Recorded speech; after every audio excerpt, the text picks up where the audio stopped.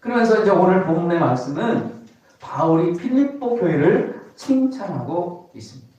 오늘 본문을 보면서 바울이 필립보 교회에 칭찬하는 그 칭찬을 우리는 바라보면서 우리 교회 역시 이 필립보가 받는 그 칭찬이 우리들에게도 함께 있기를 주님의 이름으로 축원드리겠습니다. 그렇다면 필립보 교회를 칭찬하는 바울의 칭찬은 무엇이었는가라는 것입니다. 오늘 14절 같이 한번 읽어보도록 하겠습니다. 시작. 그러나 너희가 내 괴로움에 함께 참여하였으니 잘하였도다. 바울은 필립보 교회를 향해서 너희들이 내 괴로움에 함께 참여했으니 정말로 잘했다라고 얘기해요. 바울은 늘 기뻐하고 감사하는 자족함을 배웠지만 바울에게도 뭐가 있었습니까? 괴로움이 있었다라는 거죠. 그죠? 우리에게도 괴로움이 있습니까? 없습니까? 내가 예수를 믿고 내가 감사하고 내가 기뻐하는 삶을 살겠다라고 얘기를 하지만 여전히 우리에게도 괴로움은 있는 것이죠. 바울에게도 그 괴로움이 있었다라는 것입니다. 바울에게 있는 괴로움은 어떤 것이었을까요? 오늘 15절에 이렇게 말합니다. 필립보 사람들아 너희도 알거니와 복음의 시초에 내가 마게도냐를 떠날 때에 주고받은 내 일에 교회에 참여한 교회가 너를 위해는 아무도 없었다. 이게 뭡니까? 다른 많은 교회들이 바울과 함께할 그런 상황이 있어야 될 텐데 아무도 없고 필립보 교회만 바울과 함께 해 주었다라는 거예요. 바울에게 많은 괴로움이 있었을 때 필립보 교인들이 바울과 동참해 주고 있는 그런 상황이 있었다는 것입니다. 바울에게는 어떤 괴로움이 있었을까요?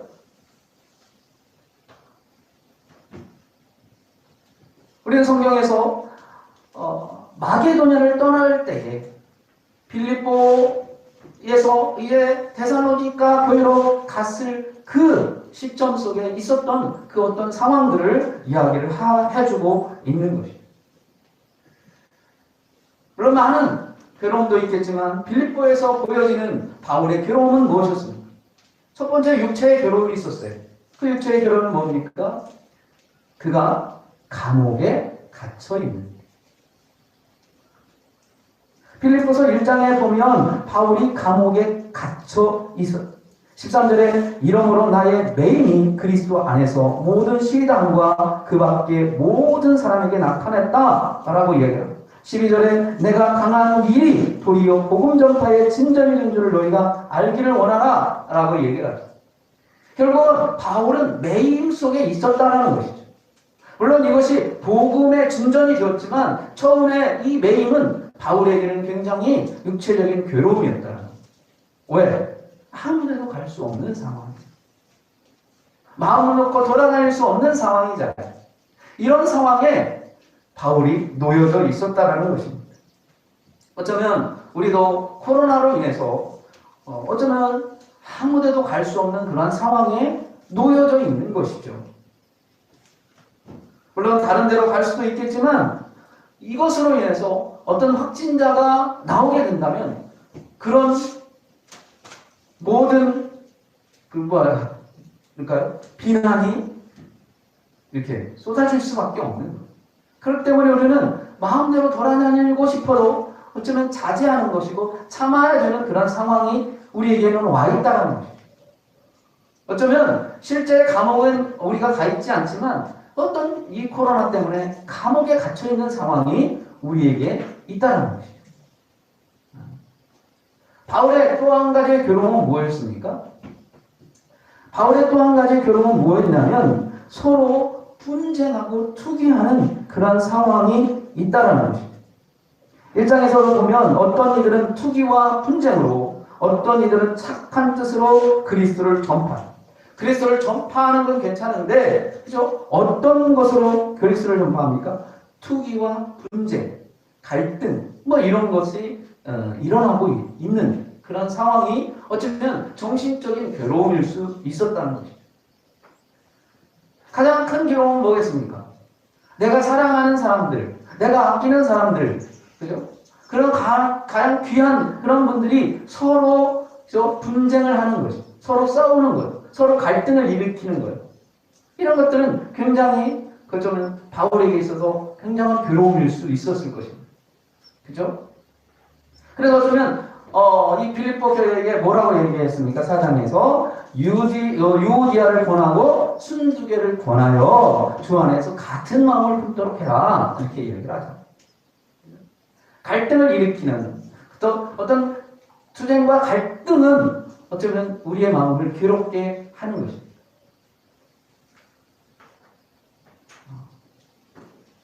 요즘에 교회가 여러 가지 이제 논쟁들이 있죠. 비대면으로 할 건지 대면으로 할 건지. 그래서 어떻게 보면 작은 것이지만 이것으로 인해서 서로 다른 시각을 가진 사람들을 비난하는 경우가 생기게 되는 거예요. 똑같이 기독교인이면서 왜 저기는 저런가 라고 하면서 비난의 소리가 들릴 수 있다는 거죠. 어쩌면 지금 이런 비난의 소리들이 교회 사이에서 일어나고 있죠. 비대면을 강조하는 분들은 그것이 옳다라고 얘기하고, 대면을 강조하는 사람은 우리는 대면으로만 해야 된다라고 이렇게 이야기하는 사람들이 있습니다. 이것이 또 하나의 갈등이 될 수도 있겠잖아요. 우리나라의 역사 속에서도 옛날에 신사참배로 인해서 서로 간에 갈등이 있었습니다. 갈등이 있고 쪼개지고. 어쩌면 이렇게 갈등이 있어서 쪼개져서 교회가 더 많은 교회가 세워졌던 그런 것이 있습니다. 그러나 이 갈등은 우리에게 또 다른 괴로움을 줄 수 있다는 거죠. 바울의 괴로움은 아마 이런 괴로움이었다는 거죠. 육체적 괴로움도 괴로움이겠지만, 정신적인 괴로움. 예수를 믿는 사람들, 그리스도인이라고 하는 사람들이 같은 그리스도인이면서 같은 믿음을 가지고 있다라고 하면서 서로를 비방하고 서로를 욕하고 서로와 싸우고 서로를 대적하는 것, 이것은 굉장한 바울에게는 괴로움이었을 것입니다. 우리에게는 이런 괴로움, 바울에게 있는 이런 괴로움, 어쩌면 이 괴로움이 굉장한 우리에게 아픔일 수 있겠지만, 바울은 또다시 그것을 또 다른 면에서 뭐라고 얘기합니까? 그럼에도 너희들이 잘하였도다라고 얘기를 합니다. 어쩌면 우리에게 많은 괴로움이 우리에게 있지만 그 괴로움을 잘 견뎌나가는, 그 괴로움이 있긴 있지만 그 괴로움을 어떻게 잘 극복하느냐가 이게 굉장한 그 사람에게 새로운 힘이 될 수 있는 것이죠. 어쩌면 코로나라고 하는 이러한 상황이 우리에게는 굉장한 아픔이요 괴로움일 것입니다. 그런데 이것을 우리가 잘 견뎌 나간다면 우리가 새로운 방법과 새로운 도전을 할 수 있는 새로운 계기가 될 수 있다는 것이죠. 우리에게는 어떤 서로의 갈등을 이야기하지만 이 갈등을 잘 봉합하면 또 다른 새로운 복음의 증거를 할 수 있는, 복음의 어떤 증거가 될 수 있는 그런 귀한 기회를 만들 수 있다는 것이죠. 이것이 이제 바울이 빌립보 교회를 칭찬했던 이유입니다. 또 한 가지 칭찬이 있습니다. 그 칭찬은 무엇이었을까요? 16절에 이렇게 얘기합니다. 데살로니가에 있을 때에도 너희가 한 번뿐 아니라 두 번이나 나의 쓸 것을 보내었도다. 이렇게. 데살로니가에 있을 때, 빌립보에 있다가 이제 데살로니가로 갔죠. 데살로니가에 있었을 때에 그때에도 너희가 나에게 쓸 것을 주었다. 여기서 있을 때에도라고 하는 뜻은 어떤 의미를 담고 있죠? 데살로니가 있지 않았을 때에도 도움을 줬고요. 데살로니가 있을 때에도 도움을 줬다는 거예요. 뿐만 아니라 한 번뿐만 아니라 두 번이나라는 거예요. 이 이나이라는 뜻은 뭡니까? 한 번도 하기 어렵다. 다른 교회도 한 번도 그 일을 하기가 굉장히 어려울 텐데 그것을 두 번이나 했다는 거예요. 두 번이나. 한 번도 힘든데 두 번이나 했다는 거예요. 이 빌립보 교회는 굉장히 뭡니까? 정이 많을 뿐만 아니라 굉장히 뭔가를 도와주려고 하는 굉장히 그런 간절한, 그런 애틋한 그 심정이 이 속에 담겨져 있는 것이죠. 그래서 바울에게 쓸 것을, 나의 쓸 것을 너에게, 나에게 보내었다. 분명한 것은 바울이 쓸 것, 그 쓸 것을 보냈다. 그렇다면 바울이 쓸 것이 뭐였을까? 바울에 필요한 것이 뭐였을까? 바울에 필요한 것이 뭐였을 것 같아요? 여러분, 바울에게 무엇이 필요했을 것 같아요? 바울은 복음을 전하는 사람입니다. 무엇이 필요했을까요?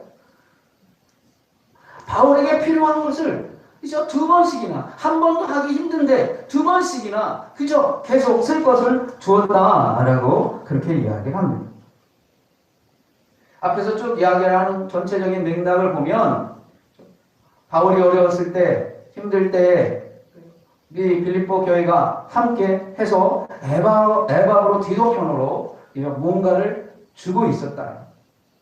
그 어려운 상황 속에서 한 번 어렵고 많은 사람들도 어려울 그런 어려운 시기 속에서 바울에게 쓸 것을 가져다 주었다라는 거예요. 이게 내가 어려우면 나만 어려운 게 아니에요. 그죠? 다 어렵습니다. 우리가 지금 어려워, 우리 어려워, 이 코로나가 너무 힘들어 그렇게 이야기하지만 나만 힘든 게 아니라 다 힘들다는 거예요. 모든 사람이 힘들다는 거예요. 전 국민이 힘들다는 거예요. 온 세계가 힘들다는 거예요. 모두가 다 힘듭니다. 그 힘든 속에서 무언가를 한다는 것, 굉장한 그런 정신이 없으면 할 수가 없는 거예요. 어쩌면 모든 사람들이 다 힘듦에도 불구하고 할 수 없는데도 불구하고 빌립보 교회는 그 일을 해내고 있다는 거예요. 바울에게 쓸 것을 한 번뿐만 아니라 2번씩이나 그 일을 했다라는 것입니다. 많은 신학자들이 바울이 쓸 것이 뭐였느냐라고 얘기했을 때 물론 여러 가지 물품이 필요해서 아마 헌금을 보냈을 것이다라고 그렇게 이야기를 하고 있습니다. 그런데 빌립보서에는 헌금을 보냈다는 이야기는 없습니다. 추측하기에 아마 헌금을 보냈을 것이야. 돈이 많이 필요했을 것이니까 바울이 필요한 것이 많은 물질, 여러 가지 물품, 옷이나 이런 것들, 가재도구나 이런 것들 또 선교를 하려니까 돈도 많이 필요하니까 돈도 많이 모아서 헌금을 했을 것이다라고 그렇게 추측을 하고 있지만 정확하게 그것이 물질, 돈이었는지는 정확하게 나와 있지는 않습니다. 아무튼 바울이 쓸 것을 여러 번 주었다라고 그렇게 이야기를 하고 있습니다. 근데 바울이 쓸 것이 뭐였느냐? 17절에 이렇게 얘기하죠. 내가 선물을 구한 것이 아니었다.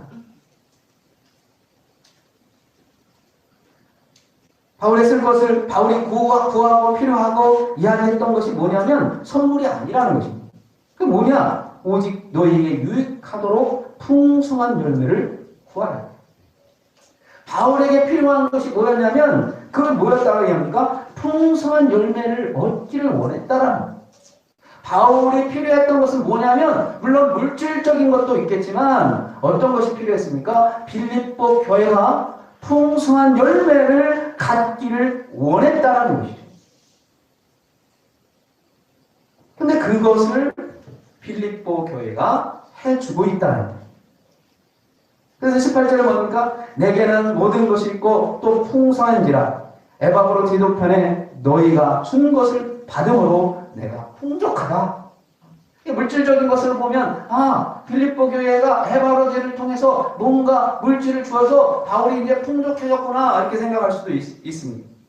물질적인 것들이 있겠지만 빌립보 교회가 에바브로를 통해서 주는 것은 뭡니까? 빌립보 교회가 풍성한 열매를 맺고 있다라고 하는 이런 소식이죠. 이 소식이 바울에게는 엄청난 선물이라는 거예요. 물질적인 선물도 있겠지만 이 빌립보 교회가 건전하게 성장해 가고 있고 건전하게 열매를 맺고 있다라고 하는 이 소식이 바울에게는 엄청난 큰 선물인 것이죠. 이것이 바울에게 어쩌면 필요한 것이었다라는 것입니다. 그래서 빌립보 교회가 풍성한 열매를 맺어가고 있다. 이 풍성한 열매는 하나님이 받을 만한 재물이요 하나님이 기뻐하시는 것이다 라고 바울은 그렇게 이야기를 하고 있습니다. 이 정확하게 어떤 물질을 이야기하고 있는 건지 아니면 어떤 일어나는 현상을 이야기하고 있는지 여기서는 정확하게 명확하게 이야기하고 있지는 않지만 어쩌면 두 가지를 다를 어쩌면 이야기하고 있는 거 아닌가라고 하는 생각이 듭니다.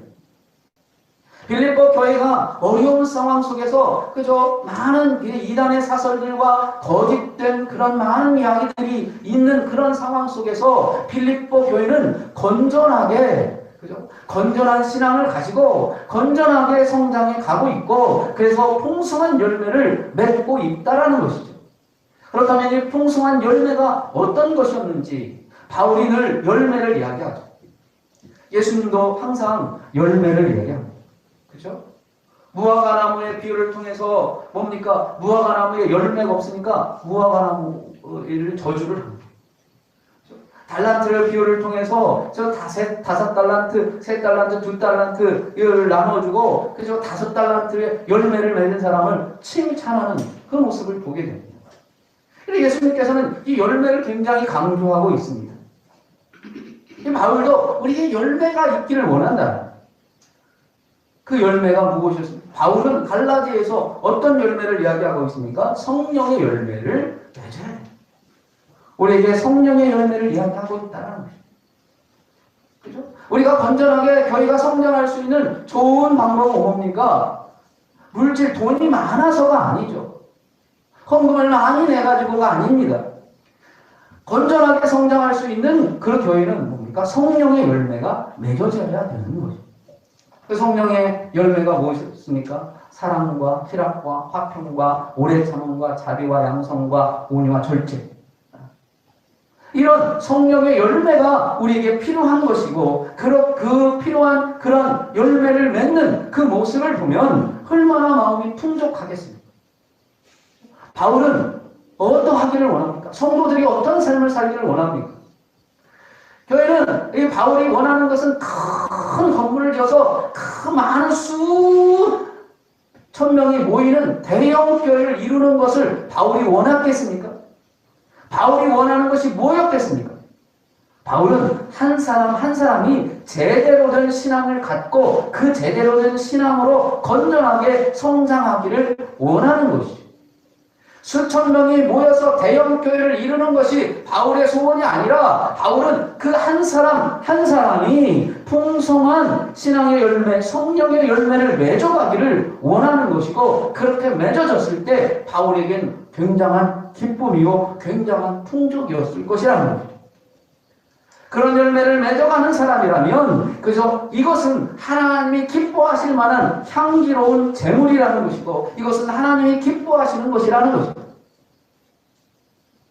수억의 돈을 모아서 수천 명이 모이는 대형 엄청난 큰 교회를 만들고 거기에서 수없이 많은 사람들이 모여드는 그것을 바울은 원하는 것이 아니라 한 사람이라도 그 사람이 신령한 성령의 열매를 맺어서 건전하게 성장하고 건전한 그리스도인이 되는 것이 바울이 원하는 바울의 뜻이었다라는 것이죠. 이것이 바로 하나님이 기뻐하시는 것이다 라고 이야기를 합니다.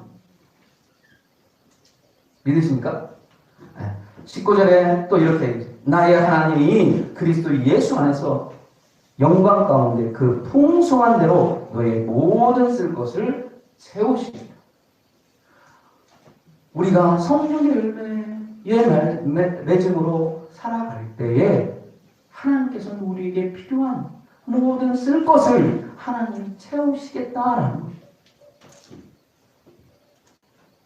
이게 빌립보 교회가 칭찬받는 이유였고 그런 삶을 살아가기를 바울은 원하고 있고 이 빌립보 교회에 원하는 그 원함이 결국 우리들에게도 동일하게 오는 것이죠.